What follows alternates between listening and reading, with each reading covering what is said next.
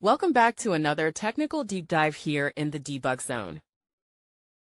Today, we're tackling a big question and breaking it down with insights from other users. Hopefully, this clears up some misconceptions and helps you get the answer you need. So, buckle up, stay a little curious, and let's jump right in.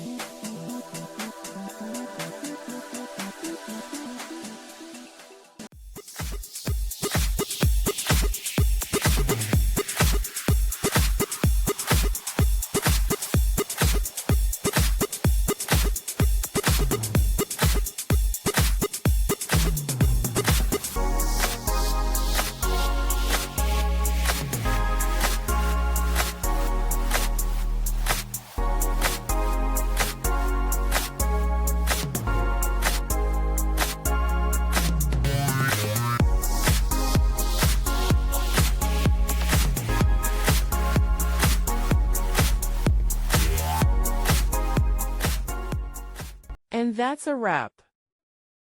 I hope you found the answer you were looking for. If you did, take a second to hit that subscribe button. It really helps out.